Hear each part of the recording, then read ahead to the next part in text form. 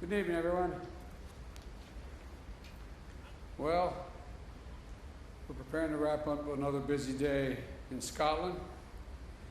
I think we got a lot done. We have a lot of good substantive meetings, and with my fellow leaders, and most of all, it was critically important for the United States to be here. At COP26, back in the Paris Agreement, raising domestic climate ambitions and demonstrating a commitment to support the rest of the world, particularly those countries that are on the front lines of the climate crisis. Today I spoke with leaders of forested nations, island nations, developing countries. My message to them was the United States is going to be their partner as we meet this climate crisis.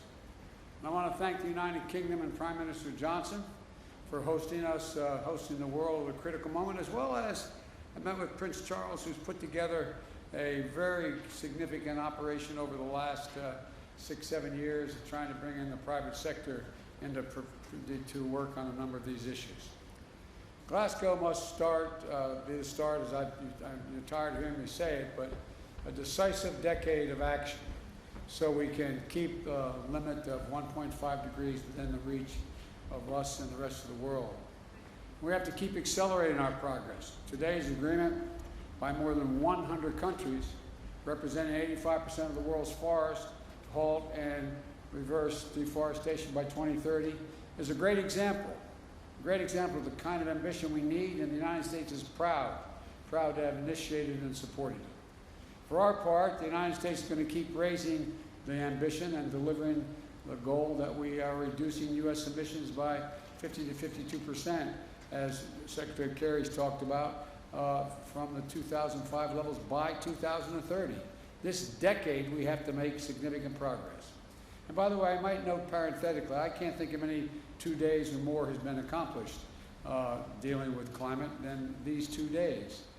Overall, the past 2 days, I've announced a series of initiatives that are going to make sure we hit the target of including today 2 new rules to reduce methane losses from new and existing oil and gas operations and from natural gas pipelines. Thanks to the effort of our joint effort with the EU, we've grown global methane pledge. Remember, I raised it when I spoke to the United Nations from 9 countries signing on to that pledge in September at the United Nations. More than 100 countries have signed on. It's about half the world's methane emissions, 70% of the world's global GDP.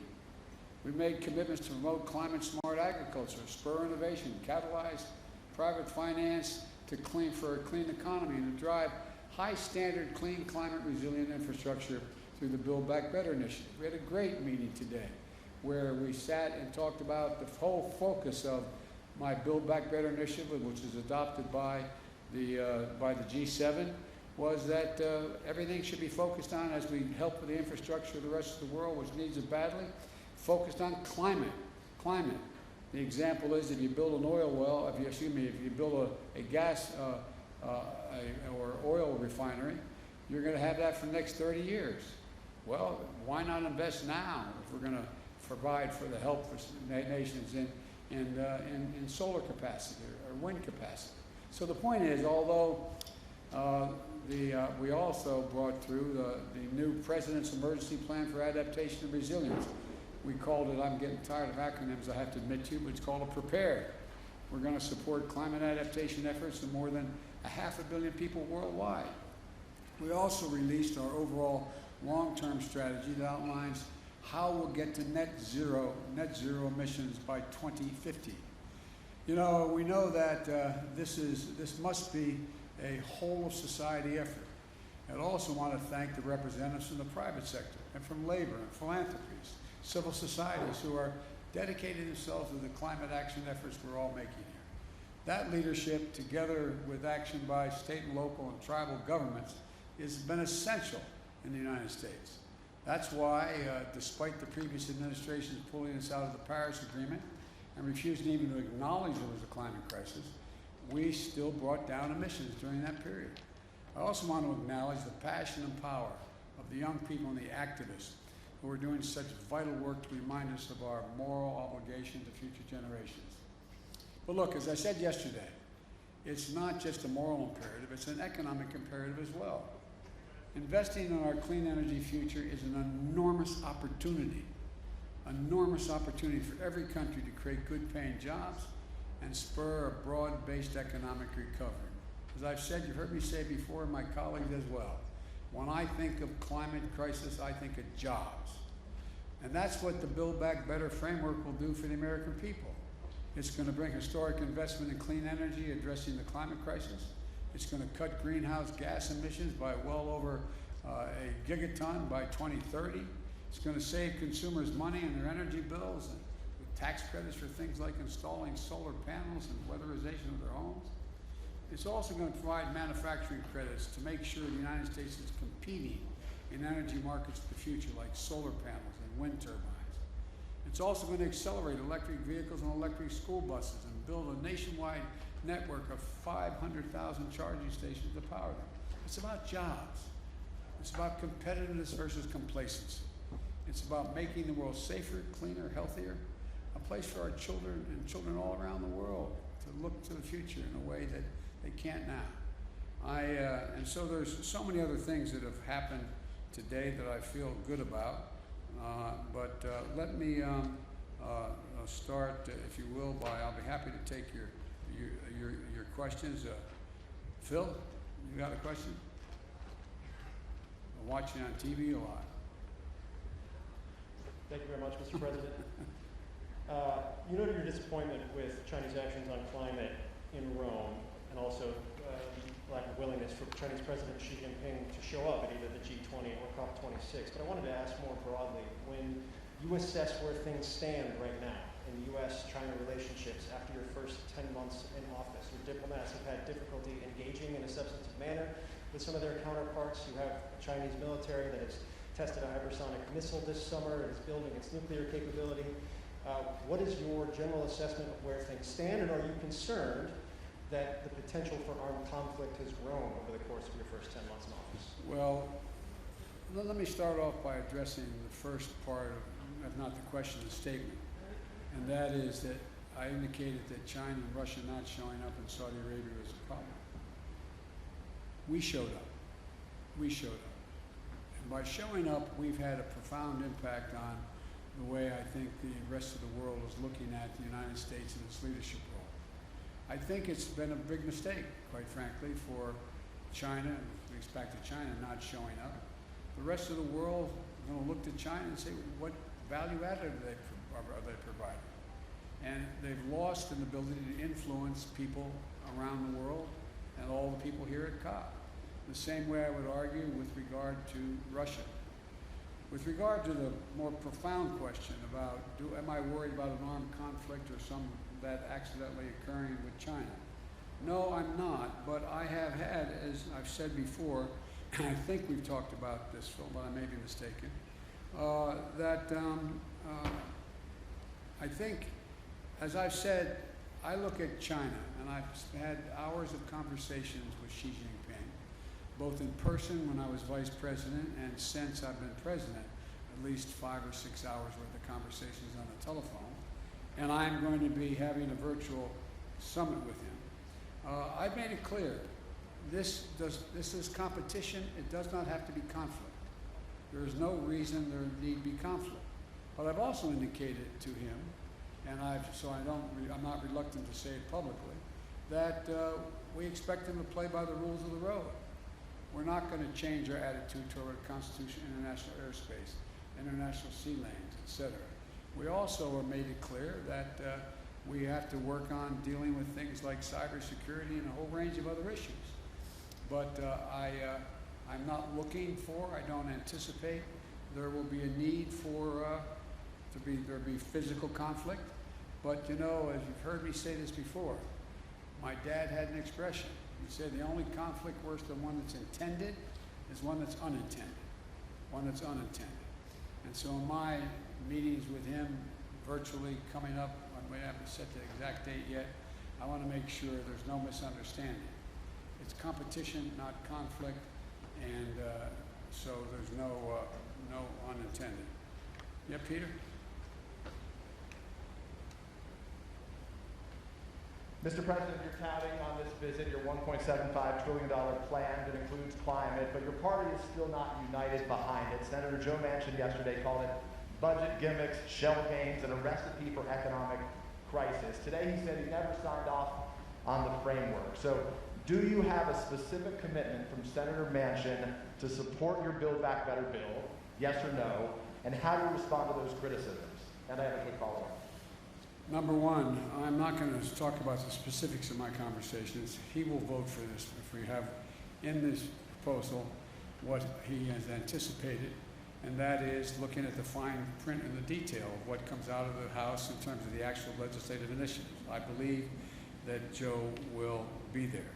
With regard to the issue of whether or not he thinks that he's worried about this being inflationary or going to be negative impact in the economy, I think that I've made it clear to Joe, and will continue to, and we will, that as I've apologized for repeating, Peter, but 17 Nobel laureates on economics said it's going to lower inflation, raise wages, increase competition, create 2 million jobs a year, et cetera. And so I think that I understand that Joe is looking for the precise detail to make sure nothing got slipped in terms of the way in which the legislation got written that is different than he acknowledged he would agree to. But I think we'll get this done. You mentioned the word inflation there. You recently said you have no short-term answer to bring down gas prices. But as you know, it's not just gas prices now. Rents are up. The cost of everyday items are up. Inflation in the U.S. is at a 13-year high. So when specifically should Americans expect those prices to come down? Well, look, first of all, the significant reason why prices are up is because of COVID affecting the supply chain. I mean, I know I'm not trying to be instructive. I know you know this.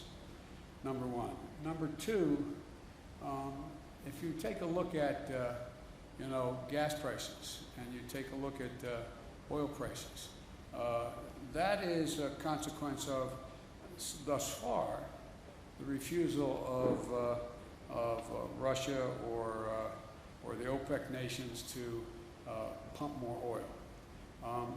And we'll see what happens on that score sooner than later. Number three, I think if you take a look at what we're talking about, you look to this coming Thanksgiving. We're in a situation where we find that we are in a very different circumstance. Last Thanksgiving, as I said, this year we're working on a supply chain issue. Well, last Thanksgiving, I sat down with my wife, my daughter, and my son-in-law. This Thanksgiving, we're all in a very different circumstance. Things are a hell of a lot better, and the wages have gone up higher, faster than inflation, and we have generated real economic growth. It doesn't mean these dislocations aren't real. They do affect people's lives. For example, one of the reasons why I decided to talk about the need to deal with the operation and the gouging that occurs in some of the pricing of beef and chicken and other things is that that's why I think that's why I indicated to you we're going to look at whether or not there's a violation of antitrust laws and what they're doing. So there's a lot to look at, but the bottom line is that I think and anyone who would prefer, as bad as things are in terms of prices hurting families now, trade this Thanksgiving for last Thanksgiving.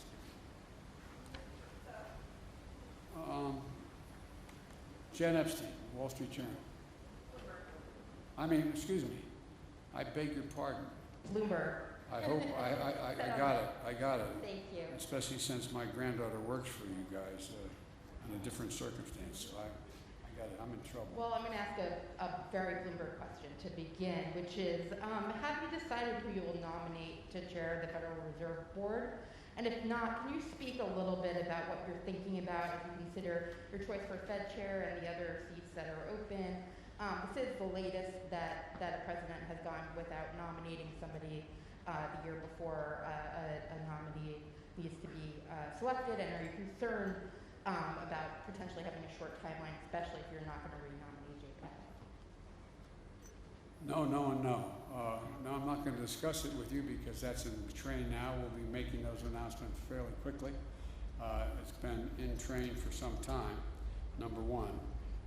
Number two, I also would indicate that I think we're going to have plenty of time to make sure all the major nominees are able to be cleared in time, that where their terms would expire. And number three, I've given a lot of thought to it. And I've been meeting with my economic advisors on what the best choices are. We've got a lot of good choices, but I'm not going to speculate now. Nancy, CBS? I think you had your hand up. I'm sorry, did you? Thank you very much, Mr. President. Some of the commitments you made here won't happen unless Congress passes future legislation. How do you convince Republicans and even some Democrats to get behind more spending if they look at this conference and say, China isn't meeting these global goals, Russia doesn't intend to meet these global goals, India doesn't plan to, why should we? Because we want to be able to breathe and we want to be able to lead the world. Look, I mean it sincerely. I think, presumptuous of me to say, talk for another leader, but the fact that China, trying to assert, understandably, a new role in the world as a world leader, not showing up, come on. The single most important thing that's gotten the attention of the world is climate. Everywhere. From Iceland to Australia, to, I mean, it just is a gigantic issue. And they've walked away. How do you do that and claim to be able to have any leadership now? Same with Putin and Russia. You know, his tundra is burning. He's in a literally the tundra is burning. He has serious, serious climate problems. And he is mum on the willingness to do anything. And so I genuinely believe, and I mean this from the bottom of my heart, when I said at COP7, at the G7, that America was back, you know, people wondered whether, well, is that really true? Well, we were able to change the dynamic of a lot of things coming out of the G7. I think what I'm about to say sounds awfully self-certain. 2 world leaders came up to me today and said, thank you for your leadership. You're making a big difference here. You're moving people. I think you and I talked about that, John, with one of the folks talking to us. And so I think the fact that America showed up and decided to lead and laid out clearly what it wished to do. For example, you know, as I said, the mere fact that we were able to, you know, go from 7 or 8 people, countries talking about, or maybe it was as high as 14, I don't remember the original number, to deal with the whole notion of methane. You know, now 100 nations have signed on. 100 nations. 100 nations have signed on to reduce methane by 30% by 2030. That is, and methane is 25 times more toxic to the environment than CO2. So we're making real progress. Or the deforestation issue. Look what we're doing. Look what we've been able to put together. And in addition to that, one of the things that I feel the best about, and I don't claim any unique credit for it, but I think that we've gotten for the first time a combination of, in dealing with the international problem and that circumstances affect all nations, that we've not only gotten countries off the sideline in terms of making significant financial contributions, but literally trillions of dollars worth of the private sector jumping in, knowing they've got to play and they're going to play an incredibly positive part in dealing with these problems. It's real. It's genuine. And so I just think that, you know, that old bad expression, proof of the pudding's in the eating. You know, I feel confident we're going to get done what we have to do at home in order to deliver. And lastly, you know, if you take a look at what economy is growing, the United States is growing. It has problems, mainly because of COVID and supply chain, but it's growing. We've created over 6 million jobs. We're leading the world in terms of the fastest growing economy, major economies. So I think, you know, we're going through a difficult time in the world because of COVID, because of supply chain consequences, because of the environment and all that's occurred, the way it's in fact imploded in the near term. But as I said to you earlier, and I really mean it, I think it presents a gigantic opportunity, an opportunity to, in a sense, press the restart button and move in a direction that I think the vast majority of countries, and look, I'm sure you interview other world leaders that are here, the vast majority think this is an opportunity. They're not quite sure exactly what to do, exactly how to do it. Not that I have all the answers, I'm not implying that. But they know that. They know that growth rests in dealing with the economy in a way that affects the whole notion of what we're going to do about climate change. And it's a gigantic opportunity. Okay, I called on the Wall Street Journal, Catherine. I got the wrong one. Sorry, let's try the real Wall Street Journal. Thank you very much. We are the real Wall Street Journal. Mr. President, you tweeted earlier asking Virginia and New Jersey residents to vote. Democrat Terry McAuliffe is struggling in a state that you won by 10 points. Do you see his problems as a rebuke of your presidency, and could this signal your real losses for Democrats in the midterms? We're going to win. I think we're going to win in Virginia. And you know, you're reporting it being close. The race is very close. It's about who shows up, who turns out. And granted, I did win by a large margin. But the point of the matter is that I think that this is going to be, we all knew from the beginning, it's going to be a tight race. And it is tight. And it's going to get down to turnout. And it's going to, my guess is I'm going to be landing at 1 o'clock in the morning East Coast time. That's probably about the time we'll be hearing what the final results are. I think we're going to win New Jersey as well. But look, you know, the off year is always unpredictable, especially when we don't have a general election going on at the same time. That's been the case up and down, you know, for a long time, especially as Virginia's turned more and more blue. But having said that, I don't believe, and I've not seen any evidence that whether or not I am doing well or poorly, whether or not I've got my agenda passed or not, is going to have any real impact on winning or losing. Even if we had passed my agenda, I wouldn't claim we won because Biden's agenda passed. So, but I think it's I think it's going to be very close. I think it's going to get down to, as you all know, turnout. And I think that based on what I have heard so far, it's awful hard for me to be prognosticating, which I don't like doing as president anyway, from overseas. But I think, I hope that every eligible voter in Virginia and New Jersey shows up and votes. And the more of them do, the better off I think our chances are. And I think we're gonna win. Okay. All right. NPR. Scott.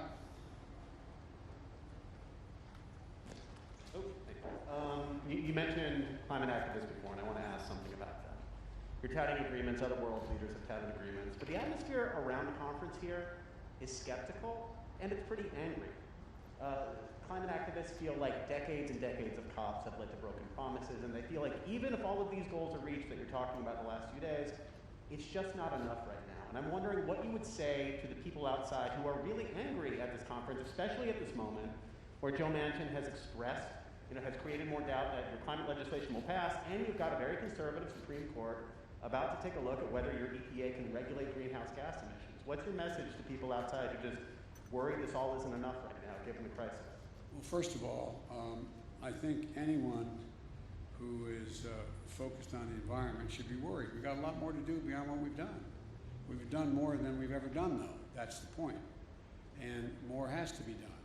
And I don't find, I didn't have a single member of this conference come up to me and say, Are you going to pass what you have, and what do you think is, how's that going to affect it? What are you going to do? What they're looking at is what in fact has happened in terms of everything from dealing with deforestation to what we're going to do on Build Back Better and how we've been able to focus now. I mean, when's the last time you heard world leaders sit down together and agree that what they're going to do is when they deal with the needs of the infrastructure of other countries, that they're going to focus first and foremost on whether or not what the climate impact is on that. So I think, look, this is there's a reason for people to be worried. I'm worried. I'm worried if we don't continue to move forward and make the kind of progress we're now making, that it's going to, I mean, we throw into jeopardy the prospect that we're going to be able to keep the temperature from rising above 1.5 degrees Celsius. But I'm optimistic because I think there's how can I say it? I guess maybe the best way to say it, to Scott, is what I feel is that the populations of each of our countries have a different perspective than they did at COP25. I think there is, I mean, not because of necessarily any of the leaders of any of our countries, including mine, that all of a sudden people are seeing these things happening they never thought would happen. They're seeing people drown in their basements in Queens, New York because of flooding and rain. They're seeing that, you know, more territory burned down in the United States just since the first of the year than it makes up the entire landmass of the state of New Jersey. They've seen hurricane with top winds of 178 miles an hour. I mean, so they're looking at these things. They're seeing more, the water's warming. They're seeing a whole range of things occurring around the world that haven't happened. And it's sort of like, whoa, whoa. Because I don't get what I used to get when I started to there's no reason why anyone would remember this. But back when a fine Republican, a guy named Dick Lugar, was from the state of Indiana, and he and I were either the chairman or ranking members of the Foreign Relations Committee. This over 20 years ago. We ended up proposing, and it worked, but it got no enthusiasm, a thing for debt for nature swaps. People looked at us like, what in the hell are you doing? Why are you forgiving the debt so Brazil won't, you know, burn down more of the forest? Or why are you doing that so they will do? Now, everybody goes, whoa, what else can you do? What else can you do? So I think there's a whole different attitude that's out there. And I think this is being led, I'm not being solicitous here, I think this is being led by, my granddaughters and their friends, that generation. I think they're out there going, whoa, and they're having a profound impact. Having a profound impact on their parents and their grandparents about what's happening. And then all these climactic and climactic things have happened that people are now paying attention like they never did before. So, you know, there's a lot more to do, and it's going to determine whether or not we are going to be able to fund what we're talking about. But, for example, even if the funding didn't come from some of the governments, you have the private sector now engaged where they're talking about investing, literally the need to invest over trillions of dollars off the sidelines. It's bankers that are now deciding they gotta, I talked a long time ago with you all about that you have major corporate America pricing in the price of carbon. It matters. So things are changing. We just have the right stewardship and enough sense as world leaders to get it right. So thank you all so very much. Appreciate it.